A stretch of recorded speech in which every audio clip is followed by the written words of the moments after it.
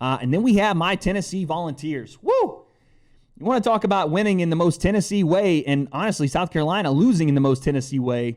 We have the South Carolina Gamecocks, Tennessee on the road, game 1. Jarrett Garantano, the starting quarterback, once again for the Vols, and this is where we're going to spend the majority of the segment right here, the college football segment. And this is kind of how I'm going to do college football. I'm a big Tennessee homer, so I'm going to talk a lot about Tennessee, whatever. Tennessee comes in, and right off the bat, you see the rustiness. You see the struggles from not having a full camp. Tennessee muffs a punt. The punter throws the pump fake. Credit to him. He hits a pump fake, and one of the South Carolina guys jumps up in the air. Hilarious. But unfortunately, not a great look right off the rip. You can see that in the first couple of plays. South Carolina goes down, scores. Tennessee goes down, answers. We got a 7-7 game. Jarrett Garantano. What can I say about this guy, man? He is a senior. He's been in a couple of different offensive systems now at Tennessee for a long time, but it is now his offense. It is now the season for Jarrett Garantano. And while I saw some good things, some great decisions, especially in clutch moments in that game, there were some times where we left points on the board, and it's because, unfortunately, Jarrett Garantano continues to show the same struggles, I would say, because this kid, he works his ass off, man. And I don't want to say anything about the kid's work ethic. I'm sure he is in there grinding every day, working with these receivers. But unfortunately, man, number 2 for Tennessee, he's shown the same inability to be a consistently accurate passer, and it's been down the field. It's really, honestly, in the mid to short range passes, the stuff that you would think, he has down pat. These 5 to 15 to 20 yard routes are where he's missing. Down the field, he's far more accurate. Throwing balls under 20 yards or so, that's where he struggles, because when he's throwing the ball down the field, he's laying it up there for guys and they're running under it. It looks beautiful. He had a couple of those throws in this game where you're like, damn. I even tweeted this. I was like, how in the world does he throw 2 dimes like that after being so inconsistent on the easier stuff? And I say easier, meaning they're 15 to 20 yard routes inside that kind of bubble where you think, okay, just lead that receiver. He consistently throws that ball high, missing those targets. But down the field, he's been fairly accurate. So I'll give him his credit there. We're going to have to see moving forward how number 2 does. Obviously, some points left on the board there for Tennessee in the red zone. We had a couple chances to get some big plays, some short third downs. Tennessee was 1 for 11 on third down. That just makes you sick. But luckily, South Carolina wasn't too much better. Colin Hill, apparently this young man has come back from 3 ACL surgeries.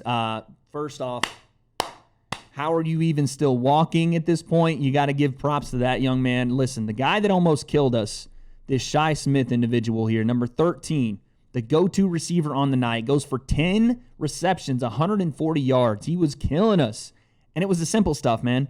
It was the simple stuff. It was the man coverage slant over the middle, or it was the cover 2, I should say. What looked to be cover 2, Henry To'o goes to bump, and a receiver gets inside. It was over the middle. They continued to kill us all night. Short routes, slants, some kind of seam routes from the tight end. Little cross-the-face stuff down the middle was killing us all night. But in the end, and by the way, shout out to Henry To'o, one of the coolest interceptions. Finally, we had a big play on the defensive side. Intercepts a pass from Colin Hill, and it was to Shi Smith.